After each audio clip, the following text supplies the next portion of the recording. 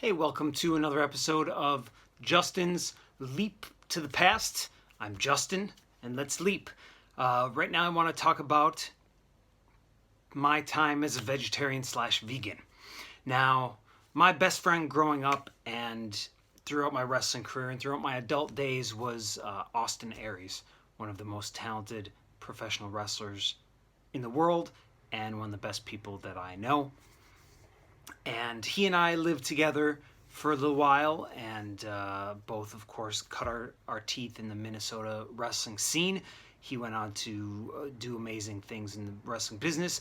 I didn't, but during that time, he was slowly transitioning to vegetarianism and veganism, and I saw him do that, and I saw his body continue to grow. He looked great. He looked healthy. And while he never pushed it on me, I was definitely influenced by that, and it, caught me thinking, well, maybe I should give that a try. So in 2011, I did this pro wrestling play called The Elaborate Entrance of Chad Deity, which I'm sure I will talk about another time. But during rehearsals running up to that, it was a pro wrestling based play. I would go to this fancy ass gym, Equinox, about 6 times a week, and I would.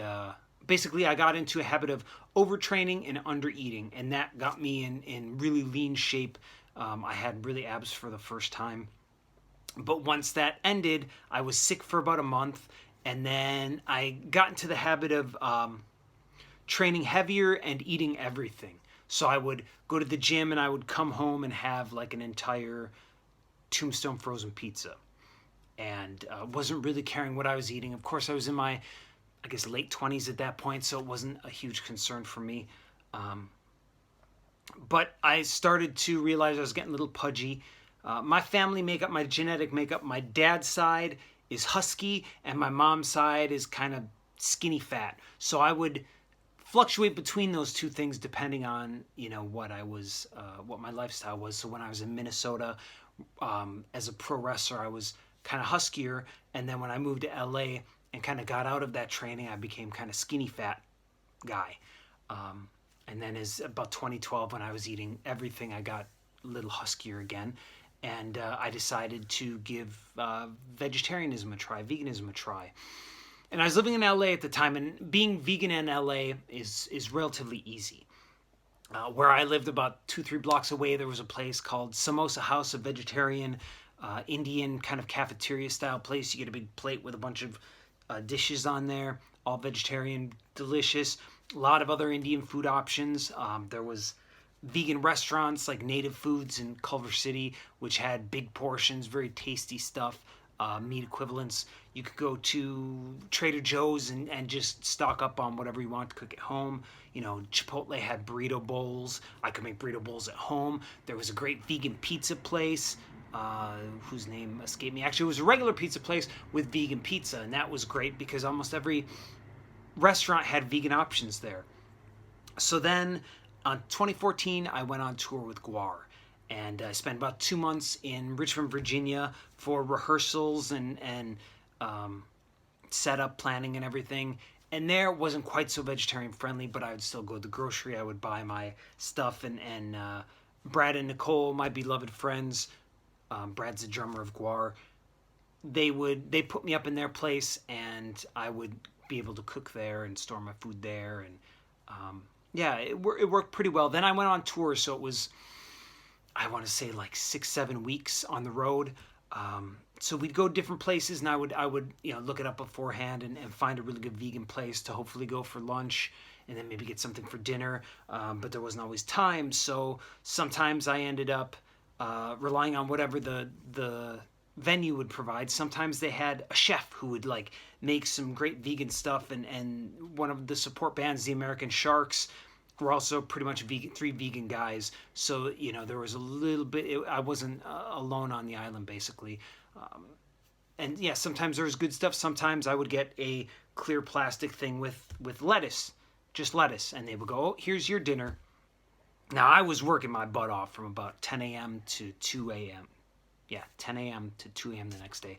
So sometimes I would do this giant dinosaur creature that was about 200 pounds, and just a giant apparatus, almost vehicle-looking thing. I'm sure I'll talk about that later. But I was burning a lot of calories. I needed to get it back, and there wasn't a lot of room for me to put stuff on the bus besides some protein bars and maybe some soup here and there. So I started to waste away. Got off tour, got back to, actually ended up moving to San Jose. Not a great place, but still Trader Joe's was over there. Some other good vegan places were there. So I got that size back on. I didn't have much else to do, so I was just training a lot. And then I moved in 2016 to Osaka to work at Universal Studios. And there were, again, some vegan places, but grocery, it was slim pickings, man. It was like tofu and pasta, and that was really about it. And maybe after a couple months, I started wasting away again, getting down to maybe 160 pounds or something, which is just not natural for my frame. Right now, I'm about 175 pounds, so you can see how that looks on me. So I decided, okay, I need to do something. So I became vegetarian. So I was eating cheese, I was eating eggs, ice cream, and I was putting a little bit more of that weight on. Then I moved to Tokyo here 2 years ago, 2017, and yeah, it was actually harder in Tokyo to be vegetarian than in Osaka, because there just weren't really many options. And when there was, you're paying like $22 for some mushroom curry that wouldn't fill you up, and so it was rough. So I decided to give it up in, I think, 2017 in the fall, and I still haven't given it up. I'm still not vegan or vegetarian, and I like to think that I eat healthy. I go through bouts, but people used to ask me, why are you vegetarian, why are you vegan? There are a million reasons, and I still believe in those now. It's friendlier to the earth, I believe. It's friendlier to my body, I believe. It's great to eat food without having anything die for you. Now, people like to say that plants are alive, in a sense, maybe. I don't know that. I think that's almost a cop-out to say, like, well, carrots, they might be in pain, they might not. Let's not go there. But, I still believe in the vegan lifestyle and what it represents. And maybe it's weak of me to say, but I didn't feel that I could do it here in Tokyo. Now, I don't find myself leaving Tokyo, so I don't anticipate going back to it unless Tokyo gets super progressive, maybe with the Olympics coming up. Maybe something changes, or maybe I just give it a shot again on a whim. But yeah, if you're interested in a plant-based lifestyle, Austin Aries has a book called Food Fight, which is really good I read it, and it's his story plus a lot of food philosophy, and he's an educated cat on the subject. So look him up. His Twitter is at Austin Aries, and I'm sure it's easy to find his book from there. There's a lot of mentions of me too, so that's pretty cool. And that's today's Leap Back. I've been doing these every day. Have you been watching every day? I bet you haven't, but that's okay. I forgive you. Hopefully you enjoy the things that you do watch, and if you do, please thumbs up. And you can follow me on Twitter at JustinLeeper_yo. Yo is actually in Japanese a kind of exclamation. So Justin Leeper, yo, is not quite as hip-hop as it sounds. And my Instagram is at USJustinJapan. I post a lot of interesting pictures and stuff there, usually stuff that goes along with some of these stories sometimes.